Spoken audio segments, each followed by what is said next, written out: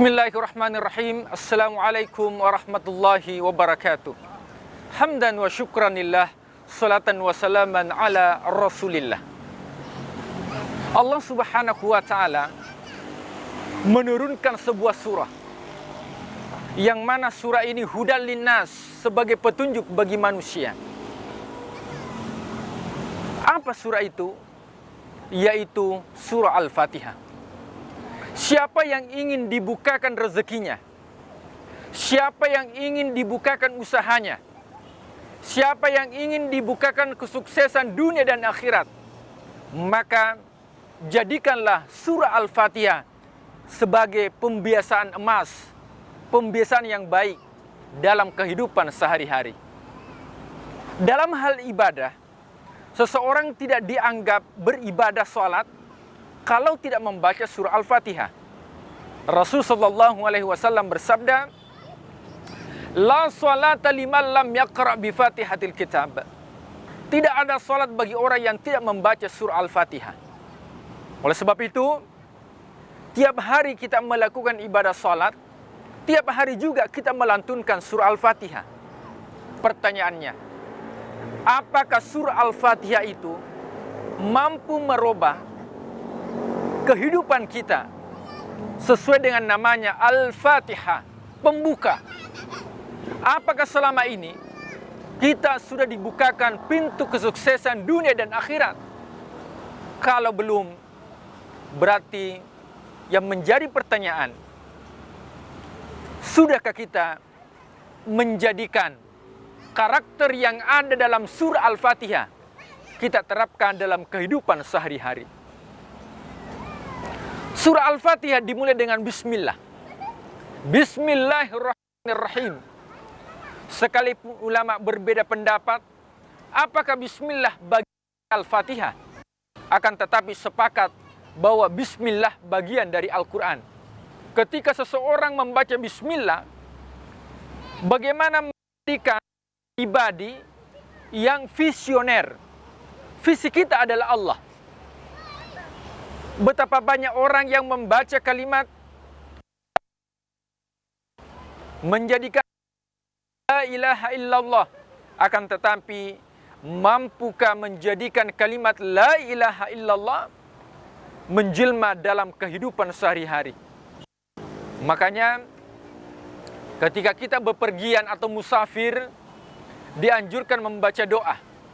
Allahumma ya Allah, Anta kamu ya Allah, sahibu fis safar, yang menemani dalam perjalanan, wa khalifatu fi ahli wa mali, dan yang menjaga harta dan juga keluarga yang ditinggalkan. Ketika seseorang dalam kehidupan menjadikan visi hidupnya adalah Allah, maka akan dibukakan pintu kesuksesan dunia dan juga pintu kesuksesan di akhirat.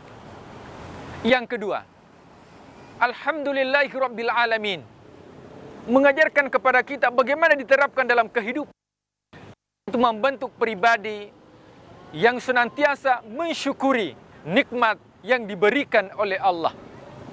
Ketika kita melakukan pekerjaan, terkadang kita mengucapkan kalimat Alhamdulillah ketika harta yang kita dapatkan terlihat dengan kasat mata. Akan tetapi ketika kita keluar rumah, diberikan persendian, bisa berjalan, kendaraan yang dipakai aman-aman saja, terkadang kita lupa mengucapkan kalimat Alhamdulillah. Maka ketika kita menjadi kalimat Alhamdulillah, yaitu membentuk pribadi yang senantiasa mensyukuri atas nikmat yang diberikan oleh Allah. Wa in ta'uddu ni'matallahi la tuhsuha.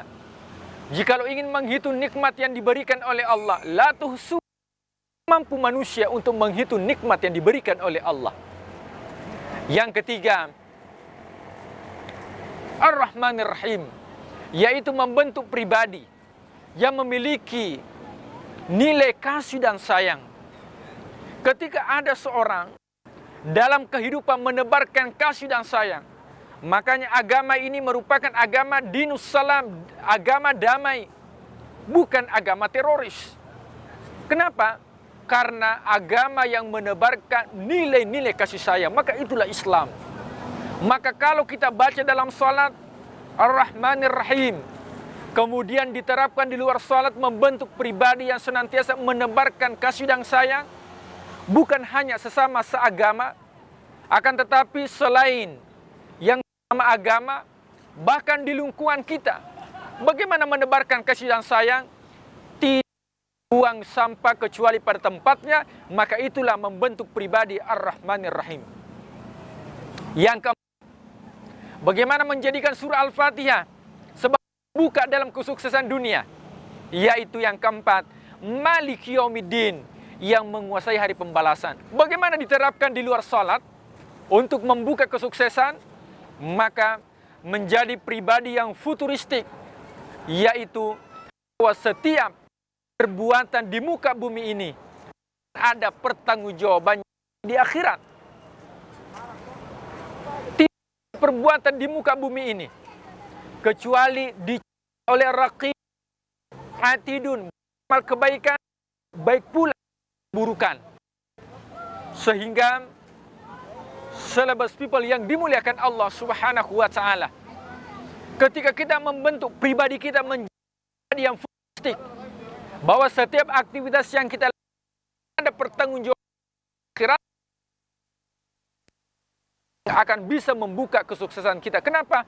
Karena tidak mungkin kita mengambil hak orang lain di dunia. Kenapa? Karena ada pertanggungjawabannya nanti di akhirat. Iyyaka na'budu wa iyyaka nasta'in, yaitu membentuk pribadi yang senantiasa terlibat beribadah kepada Allah.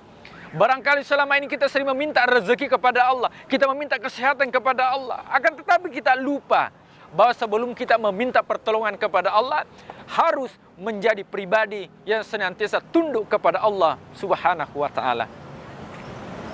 Ihdinas siratal mustaqim, yaitu pribadi yang senantiasa menyebut hidayah. Bahkan seorang nabi tidak mampu dia islamkan putranya. Nabi Nuh, putranya bernama Kan'an, tidak mampu dia islamkan. Bagaimana dengan Nabi Lut? Tidak mampu dia islamkan istrinya. Bagaimana dengan Rasulullah Sallallahu Alaihi Wasallam? Tidak mampu dia islamkan kakek, tidak mampu dia islamkan pamannya. Maka yang kita lakukan adalah hanya memburu hidayah, yaitu hidayah dilalah, mendengarkan tausiah di Celebes TV. Maka ini merupakan bentuk hidayah dilalah. Akan tetapi yang memberikan hidayah taufik adalah Allah Subhanahu wa taala. Yang terakhir, suratal ladzina an'amta 'alaihim ghairil maghdubi 'alaihim waladdallin, yaitu membentuk pribadi yang mengikuti jejak orang yang sudah mendapatkan kebaikan di sisi Allah Subhanahu wa taala. Makanya Rasulullah sallallahu alaihi wasallam ketika pernah ditanya, Rasul, kepada siapa saya berteman, berkawan, bersahabat? Apa kata Rasulullah?